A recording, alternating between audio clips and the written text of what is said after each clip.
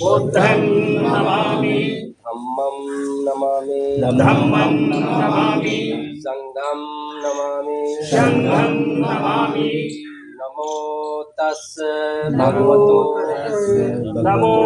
तस्से भगवतो अरहतो सम्मा सम्बुद्धस्से नमो तस्स भगवतो अरहतो सम्मा सम्बुद्धस्से नमो तस्से भगवतो अरहतो सम्मा सम्बुद्धस्से नमो तस्स भगवतो अरहतो सम्मा सम्बुद्धस्से नमो तस्से भगवतो अरहतो सम्मा सम्बुद्धस्से बुद्धं शरणं गच्छामि बुद्धं शरणं गच्छामि धम्मं शरणं गच्छामि धम्मं शरणं गच्छामि संघं शरणं गच्छामि संघं शरणं गच्छामि द्वितीयाम्पि बुद्धं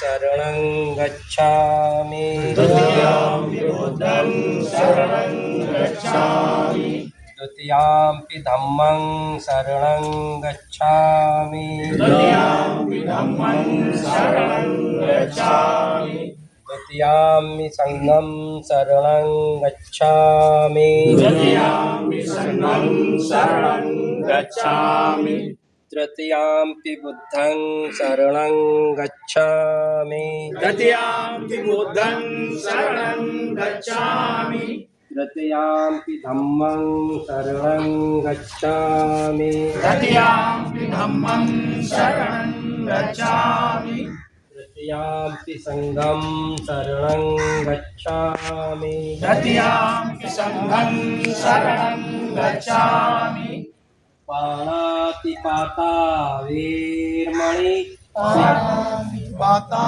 वेरमणि सिक्खापदं समादयामि सिक्खापदं समादयामि आदिन्नादाना वीर्मणि आदिन्यदाना वेरमणि सिक्खापदं समादयामि सिक्खापदं समादयामि कामेषु मिथ्याचारा वीर्मणि कामेषु मिथ्याचारा वेरमणि सिक्खापदं समादयामि सिक्खापदं समादयामि मुसावादा वीर्मणि मूषावादा वेरमणि सिक्खापदं समादयामि सिक्खापदं समादयामि सुरामेरे मज्ज पमादट्ठाना वीर्मणि सुरा मेरे मज्जे पमादना वेरमणि सिक्खापदं समादयामि सिक्खापदं समादयामि साधु साधु साधु साधु साधु साधु बुद्धं नमामि बुद्धं नमामि धम्मं नमामि धम्मं नमामि संघं नमामि संघं नमामि। क्योंकि हम जितने लोग बैठे हैं मैं पूरे विश्वास के साथ कह सकता हूँ कि कोई भी व्यक्ति उस प्रथा से जिसका हम आज विरोध कर रहे हैं उस प्रथा में अपने कुछ समय न गुजारा हो ऐसा कोई भी व्यक्ति मेरे हिसाब से नहीं होगा। जो लोग थोड़ा 2-4 साल 5 साल 10 साल से इस बात को समझ रहे हैं तो उनको लगता है कि हम सीनियर मोस्ट हो गए या हम ही सब कुछ जानते हैं। मैं एक छोटे से कार्यक्रम में गया था कल, तो मुझे थोड़ा सा अच्छा नहीं लगा। मैं वकील साहब भी थे और भी लोग थे कि जैसे हम सभी लोग बैठे, कोई हो सकता है ऐसा भी व्यक्ति हो जो पहली बार आया हो।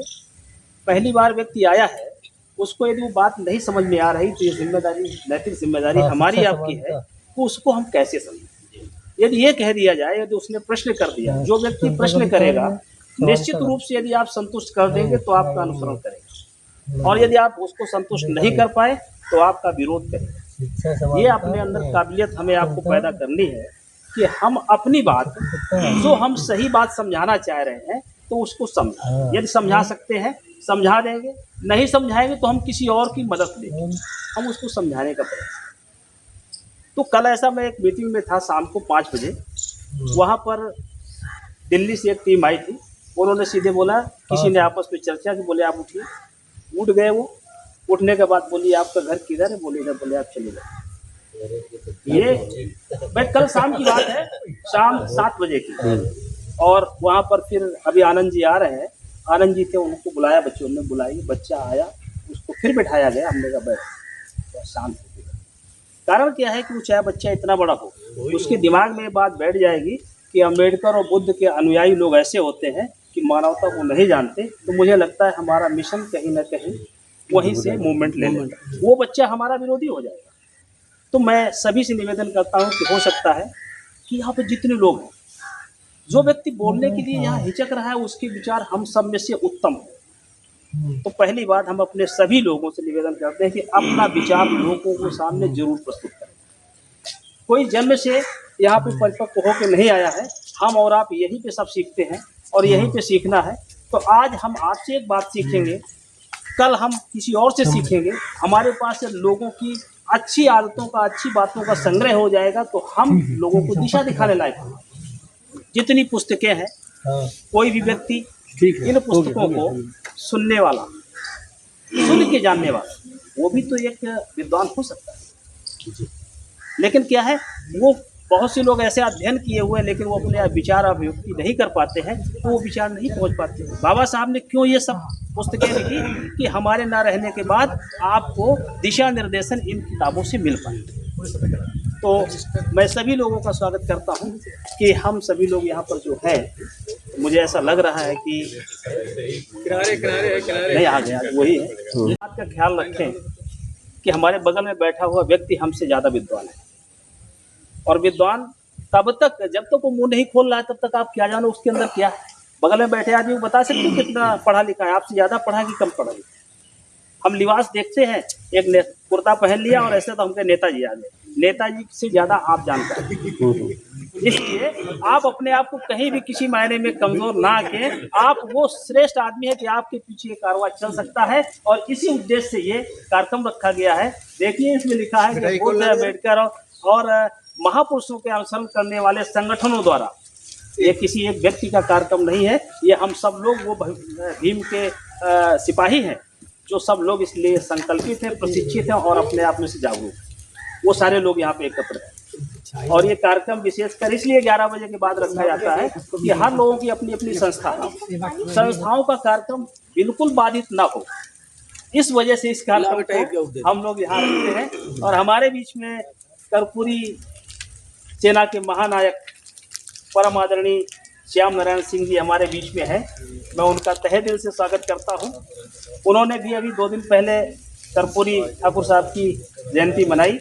वहाँ हमारे वकील साहब और हमारी टीम पहुंची। इत्तेफाक से मैं उस समय ड्यूटी पे था, नहीं पहुंच पाया, तो हमारी टीम ने वहाँ प्रतिनिधित्व किया। वो हमारे बीच में उपस्थित हैं, उनका बहुत बहुत साधुवाद, धन्यवाद। साथियों, इस बात को जहाँ तक मैं समझ पा रहा हूँ, जो मैं कह रहा हूँ, हो सकता है ऐसा हम सब के साथ कभी ना कभी हो जाएगा। और यदि ऐसा कुछ यहाँ है तो आप पूरे आज़ाद हैं अपनी बात रखने के लिए कि भाई साहब इसको और सुधारिए, इसको ऐसे करना है। ये आपका सजेशन, आपका सुझाव और आपका कार्यक्रम है। इसमें अच्छा होगा तो आपका नाम होगा, यदि कुछ इसमें त्रुटि रह जाएगी तो त्रुटि आपकी तरफ से हो रही है, ठीक है। तो अब मुझे लगता है कि लगभग लोग आ गए हैं, समय हो रहा है, तो पहले उद्देशिका का वाचन हो जाए और इसके बाद में हम लोग चलिए। हम भारत के लोग भारत को एक संपूर्ण प्रभुत्व संपन्न समाजवादी धर्मनिरपेक्ष लोकतंत्रात्मक गणराज्य बनाने के लिए तथा उसके समस्त नागरिकों को सामाजिक आर्थिक और राजनैतिक न्याय विचार अभिव्यक्ति विश्वास स्वतंत्रता और उपासना की स्वतंत्रता, प्रतिष्ठा और अवसर की समता प्राप्त कराने के लिए तथा उन सब में व्यक्ति की गरिमा और राष्ट्र की एकता और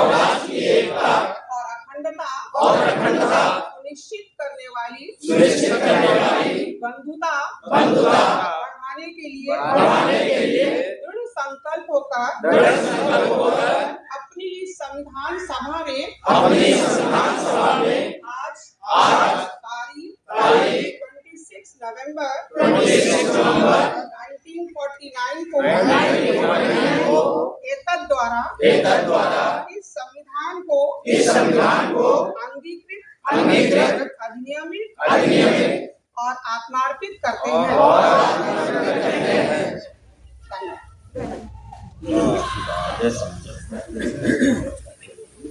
बैठ जाओ। विश्राम, सावधान। जनगण मन अधिनायक जय हे भारत भाग्य विधाता, पंजाब सिंध गुजरात मराठा द्राविड़ उत्कल बंगा, विंध्य हिमाचल यमुना गंगा, उछल जलधि तरंगा, तब शुभ नामे जागे, तब शुभ आशीष मांगे, गाए तब जय गाथा, जनगण मंगलदायक जय हे भारत भाग्य विधाता, जय हे जय हे जय हे जय जय जय जय हे।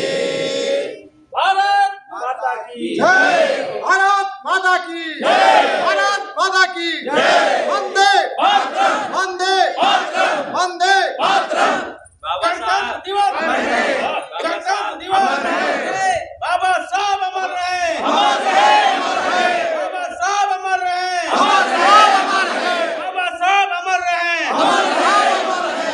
भारतीय संविधान जिंदाबाद, भारतीय संविधान जिंदाबाद, भारतीय संविधान जिंदाबाद। तथागत बुद्ध की करुणा हो, तथागत बुद्ध की करुणा हो। हमारा भविष्य है वो हमारे बीच में है। मैं उनको, बच्चों आप तैयार हैं? अधिकारी यहाँ पर उपस्थित सभी देशवासियों को गणतंत्र दिवस की हार्दिक बधाई देती हूँ। एक मिनट बेटा, इसको लगा लो।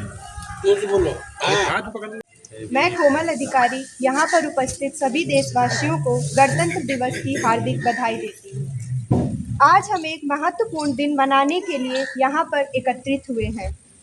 हमारे संविधान के स्वीकार और हमारे राष्ट्र के गणराज्य बनने का दिन 26 जनवरी 1950 को हमारे देश का संविधान लागू हुआ, जिसने भारत को पूर्ण रूप से एक लोकतांत्रिक राष्ट्र बनाया।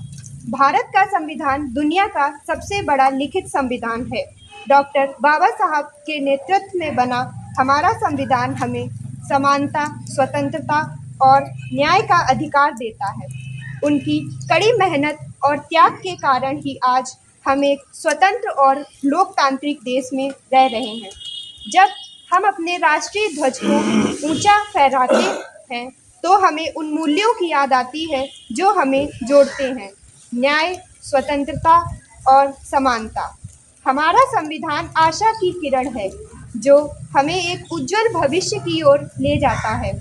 गणतंत्र दिवस हमारी विविधता में एकता का उत्सव है। संविधान एक बहुत महत्वपूर्ण दस्तावेज है क्योंकि यह हमें भारत के नागरिक के रूप में मौलिक अधिकार देता है।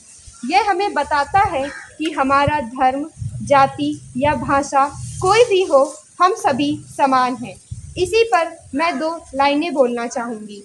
कौम को कबीलों में मत बांटिए, कौम को कबीलों में मत बांटिए, ये सफ़र चंद मीलों में मत बांटिए। एक नदी की तरह है हमारा वतन, इसे नालों और झीलों में मत बांटिए। धन्यवाद।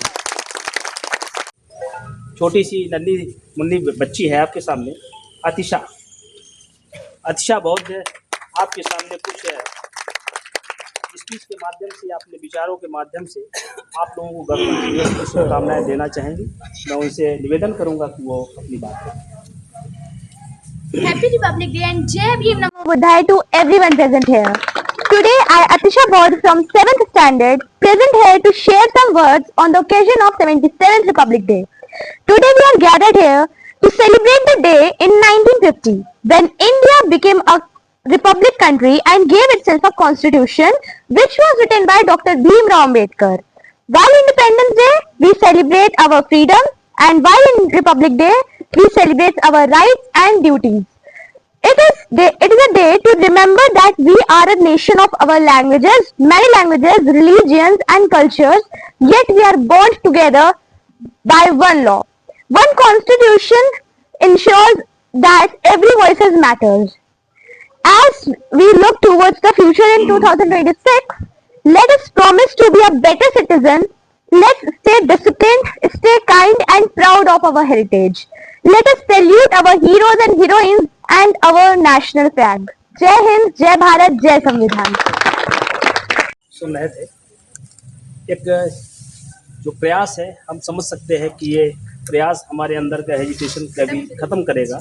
कभी हमारे बड़े से बड़े मंचों को ये हमारे बच्चे शेयर कर पाएंगे और हम सबको इसके लिए अपने बच्चों को अपने घर में अपने जीवन संगिनी को, चूँकि वो समय नहीं रहा और हमारे हिस्से की लड़ाई पड़ोसी या जितने लोग यहाँ बैठे हैं इनके बच्चे लड़ेंगे, हमें अपने हिस्से की लड़ाई अपने बच्चों को लड़ने के लिए तैयार करना पड़ेगा। तो हम सभी लोग अपने घर से कार्यक्रमों में जाएं तो अपने जीवन साथी को भी साथ में ले जाएं, समय रहे तो अपने बच्चों को ले जाएं। शिक्षा बहुत ज़रूरी है, लेकिन इतना शिक्षा में मशगूल हो जाना कि हम समाज को भूल जाएं, हम मिशन को भूल जाएं और जिसकी वजह से आप जिस ऊंचाई पे हैं वो ऊंचाई का एहसास ही ना हो कि मैं किसकी वजह से ऊंचाई। बहुत ऐसे लोग हैं बड़ी बड़ी पोस्टों तक पहुंच जाते हैं, लेकिन सच्चाई ये है कि जब उनको सामाजिक स्तर की बात आती है तो इतने छोटे से कार्यक्रम में भी आकर के वो अपने विचार अभिव्यक्ति नहीं कर सकते। हमें उनके लिए समाज को तैयार करना है, हमें उनके लिए अपनी बात करना है। मैं ज़्यादा देरी न करते हुए मैं चाहूँगा कि हमारे बीच में एक हमारा भारत का भविष्य, हम सबका दिशा निर्देशक के रूप में नन्हे मुन्ने बच्चे हैं कुमारी अंशिका जी को मैं आमंत्रित करना चाहूँगा कि वो आए और यहाँ पर अपना दिवस उपलक्ष्य में अपना यहाँ पर उपस्थित सभी देशवासियों को गणतंत्र दिवस की हार्दिक बधाई देती हूँ। मेरा नाम अंशिका सिंह। जैसा कि हम आपको कुछ आपके सामने प्रस्तुत करना चाहते हैं, 26 जनवरी भारत का गणतंत्र दिवस हमारे संविधान के अमूल्य मूल्यों और लोकतंत्र के प्रति हमारे आस्था का प्रतीक है। इस दिन 1950 को भारत का स्वतंत्र गणराज्य बना और दुनिया का सबसे बड़ा लोकतांत्रिक देश घोषित हुआ। यह दिन हमें याद दिलाता है कि स्वतंत्रता केवल राजनीतिक ही नहीं बल्कि सामाजिक, आर्थिक और नैतिक भी होनी चाहिए। हमारे संविधान ने सभी नागरिकों को न्याय, स्वतंत्रता, समानता और भाईचारा का वादा किया है। आज हमें अपने नागरिकों के साथ साथ कर्तव्यों का भी ध्यान रखना चाहिए। देश की एकता और अखंडता को बनाए रखना हम सभी की जिम्मेदारी है। आइए इस गणतंत्र दिवस पर प्रतिज्ञा लें कि हम अपने देश को और अधिक प्रगतिशील, समावेशी और न्यायपूर्ण बनाने के लिए प्रतिबद्ध रहेंगे। जय भीम, जय संविधान।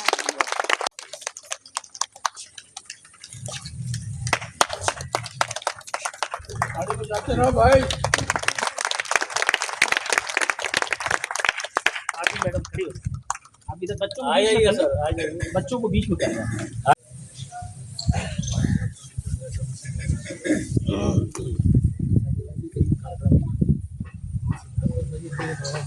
लोकतंत्र की खूबसूरती अपने आप में जब बढ़ जाती है जब हमें एक लोकतांत्रिक व्यवस्था देखने को इस भारत में मिलती है और जनता का शासन जनता के द्वारा जनता के लिए देखने को मिलता है।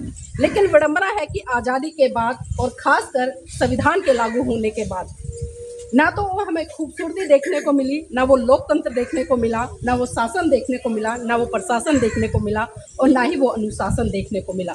अगर मैं उत्तर प्रदेश को छोड़ दूं और पूरे भारत की बात करूं, तो उत्तर प्रदेश में आप सभी ने देखा कि जिस तरह से 4-4 बार सरकार बनी, तो आपने शासन, अनुशासन, प्रशासन सब कुछ देखा। लेकिन उसके बाद में क्या सिनेरियो घटा?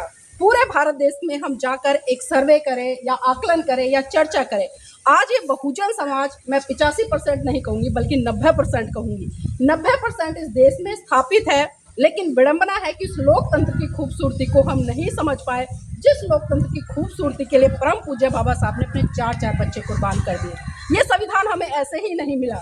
इस संविधान के लिए जितना त्याग, समर्पण, बलिदान बाबा साहब ने किया है, ये हम अच्छी तरह से जानते हैं। लेकिन जानबूझकर भी अनजान बनना, ये मुझे लगता है ये हमारी मूर्खता की पराकाष्ठा है, क्योंकि हम सही रूप में अपने महान पुरुषों को पढ़ते नहीं हैं, उन्हें जीवन में मनुसात नहीं करते हैं, और इसीलिए जिस काम के लिए हमारे महान पुरुषों ने मना किया, और मैं बात कर रही हूँ बाबा साहब की, जिन्होंने इस देश का संविधान लिखा, इस देश की तमाम महिलाओं को हक अधिकार दिए, इस देश की तमाम महिलाओं को चपरासी से लेकर राष्ट्रपति बनने तक का अधिकार दिया, वही महिलाएं अब इतनी स्वार्थी हो गई हैं कि बाबा साहब की जय जयकार में तो उलझ गई हैं, लेकिन जो रास्ता, जो मार्ग, जो सिद्धांत उन्होंने दिए, उसकी तरफ शायद नहीं बढ़ पा रही हैं। क्योंकि बाबा साहब ने एक बात कही थी कि मेरी जय जयकार करने से अच्छा है मेरे बताए हुए रास्ते पर चलो। लेकिन आए दिन आज हम देख रहे हैं, हम जय भीम और बड़े बड़े नारे लगाते कि हम अम्बेडकरवादी हैं, संघर्षों के आदी हैं। मैं पूछना चाहती हूँ कि हम कैसे अम्बेडकरवादी हैं और कैसे संघर्षों के आदी हैं? 1956 में परम पूज्य बाबा साहब हमारे बीच में से चले गए। 1935 में घोषणा करते हैं एवला की धरती से कि मैं हिंदू धर्म में पैदा हुआ, ये मेरे बस की बात नहीं थी, लेकिन मैं हिंदू धर्म में मरूंगा नहीं। और ठीक 21 साल बाद नागपुर की पावन धरती पर 14 अक्टूबर सन 1956 को बौद्ध धर्म की दीक्षा लेते हैं, और इस बहुजन समाज के साथ साथ में पूरे भारत देश को एक संदेश देते हैं कि जो धर्म करुणावादी हो, जो धर्म मानवतावादी हो, जो धर्म समानतावादी हो, आपको उसकी शरण में जाना है, वरना तो आए दिन आप देख रहे हैं कि किस तरह से जाति के ऊपर अत्याचार, शोषण आज हो रहे हैं। हम अच्छे से जानते हैं, लेकिन उसके बावजूद भी आज भी हम जातियों का इतना बड़ा टोकरा अपने सर पर लेकर चल रहे हैं और उसको उतारना ही नहीं चाहते।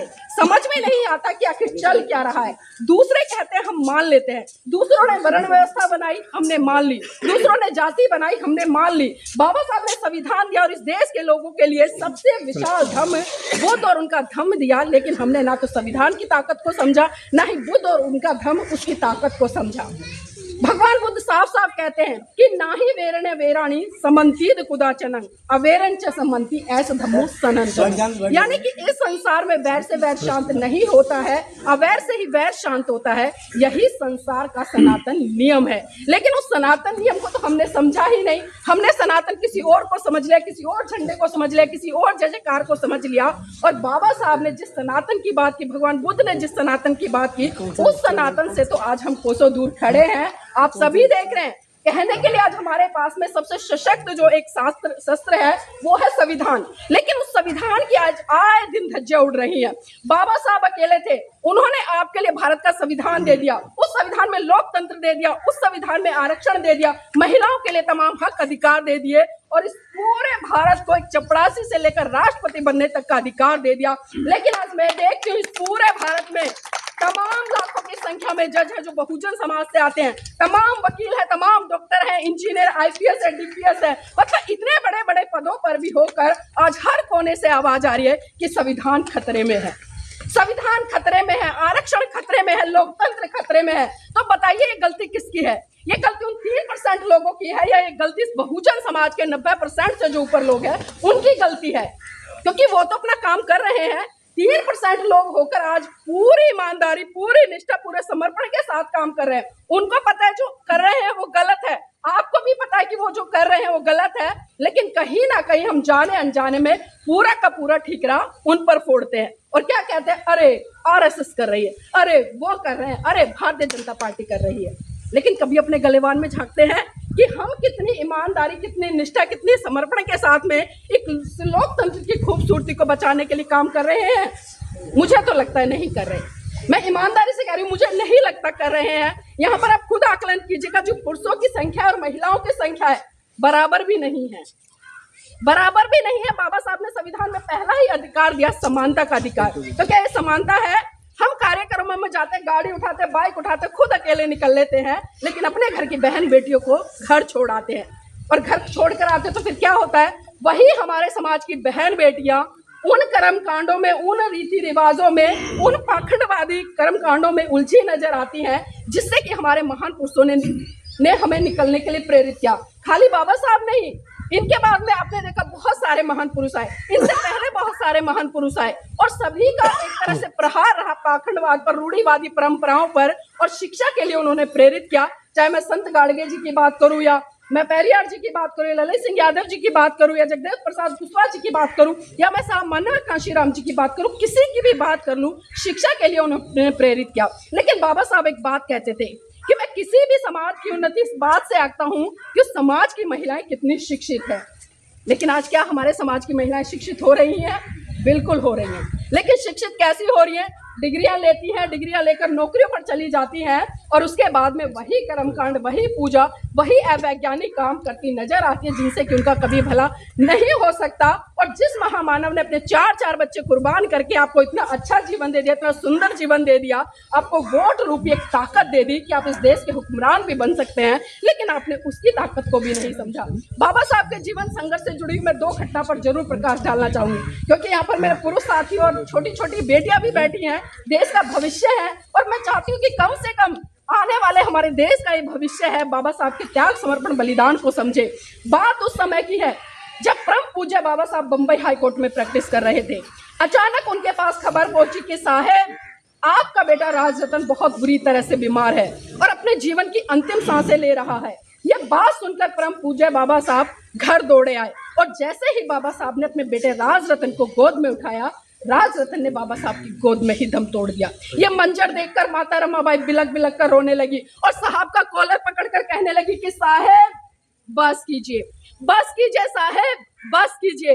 आपकी समाज सेवा के भूत ने एक एक करके मेरा पूरा परिवार उजाड़ दिया, साहेब बस कीजिए। तो बाबा साहब कहते कि रमा, रमा चुप हो जा, रमा चुप हो जा, तू तो रो भी सकती है, लेकिन मेरी तो आंखों के आंसू ही सूख चुके हैं, क्योंकि प्रतिदिन मैं अपने समाज के हजारों बच्चों को मरते हुए देखता हूँ। रमा चुप हो जा।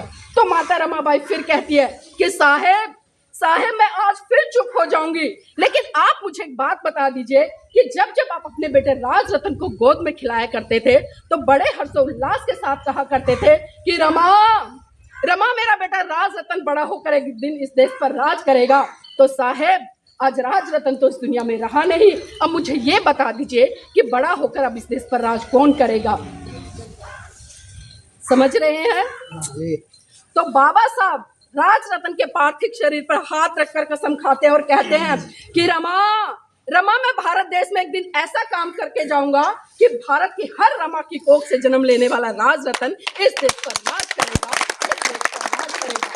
और वो राज परम पूज्य बाबा साहब हमें संविधान के अंदर देकर गए, एक वोट देने तक से लेकर एक शासक बनने तक का अधिकार, एक चपरासी से लेकर एक राष्ट्रपति बनने तक का अधिकार, और इस देश की तमाम महिलाओं के लिए हिंदू कोड लिखकर एक तरह से मुक्ति के द्वार खोल दिए, उनकी गुलामी की जंजीरें तोड़ दी। लेकिन इस बहुजन समाज की महिलाओं ने समझा ही नहीं। मुझे याद आती है साहब मान्यवर कांशीराम जी की वो बात, जब वो अक्सर कहते थे कि जितनी सुरक्षा, जितनी देखभाल ये बहुजन समाज अपनी बहन बेटियों की करता है ना, जितनी सुरक्षा और इतनी ही देखभाल इसने अपने वोट की करनी शुरू कर दी ना, तो वो दिन दूर नहीं होगा जब आप इस देश के हुक्मरान भी बनेंगे, और भारत के हर गली हर कूचे से सिर्फ एक ही गूंज सुनाई देगी कि ले अंत मन दीप भव, ले अंत मन दीप भव, मूल मंत्र बने स्वयं के स्वामी, गूंज उठे हर बस्ती से, बुद्धं शरणं गच्छामि, धम्मं शरणं गच्छामि, संघं शरणं गच्छामि। सुनने में बड़ा अच्छा लगता है, कहने में बड़ा अच्छा लगता है, मन को बड़ा प्रफुल्लित करता है, लेकिन इस मन को प्रफुल्लित करने के लिए, सुनने के लिए, समझने के लिए हमें संकल्पित होना पड़ेगा, हमें आगे बढ़ना पड़ेगा। ये नहीं कि जो होता आ रहा हम भी बस उतना ही करते चले, हमें आगे बढ़ना पड़ेगा, अपनी पीढ़ी को जगाना पड़ेगा, और इसके लिए हमें जरूरी है प्रशिक्षण। जब तक हम एजुकेट नहीं होंगे, जब तक हम अपने महान पुरुषों को नहीं पढ़ेंगे, उनके संघर्ष के बारे में नहीं जानेंगे, मुझे लगता है हमारा जीवन फिर व्यर्थ का व्यर्थ है। हमने उनके तमाम संसाधनों का उपभोग तो किया, संविधान में तमाम हक अधिकार मिले, उनका उपभोग जी भर के किया, बड़ी बड़ी नौकरियों पे लगे, बड़ी बड़ी गाड़ियां आ गई, एसी वाली कोठियों में रहते हैं। लेकिन जब समाज के प्रति अपने कर्तव्य निभाने की बारी आती है तो कहीं ना कहीं मैं बहुत बड़े तबके को देख रही हूँ, मैं सबके लिए नहीं कह रही हूँ, वहां पर नील बटा सन्नाटा वो लोग नजर आते हैं जो आज 2-2, 3-3 लाख रुपए सैलरी ले रहे हैं, लेकिन कभी समाज के गरीब बच्चों को इस तरफ झांकते भी नहीं है कि मेरे समाज के बच्चे 2 टाइम खाना खा रहे हैं, नहीं खा रहे, स्कूल जा रहे हैं, नहीं जा रहे, पढ़ाई कर रहे हैं, नहीं कर रहे हैं। तो बताइए हम कैसे जागरूक लोग हैं? हम तो एक तरह से स्वार्थी हो गए ना, सिर्फ अपने लिए सोचते हैं, हमारे लिए अच्छा हो, हमारे बच्चे पढ़ जाए, हम नौकरी लग जाए, हमारे बच्चे नौकरी लग जाए और हमारी आने वाली कई पीढ़ियां सुरक्षित हो जाए। तो क्या इसी सामाजिक आंदोलन के लिए बाबा साहब ने 4-4 बच्चे कुर्बान किए? मैं दूसरे घटनाक्रम पर आती हूँ और एक घटनाक्रम खासकर मैं अपनी बहन बेटियों के लिए सुनाना चाहती हूँ। ये बात उस समय की है जब परम पूज्य बाबा साहब विदेश से PhD की डिग्री लेकर भारत लौटे और जब भारत के लोगों को और खासकर महाराष्ट्र के लोगों को ये पता चला कि बाबा साहब आ रहे हैं तो उन्होंने उनके सम्मान सत्कार के लिए एक विशाल भव्य मंच लगाया और पूरे महाराष्ट्र में ये खबर क्रांति की तरह यानी कि आग की तरह फैल गई कि बाबा साहब आ रहे हैं, उनका सम्मान सत्कार होगा।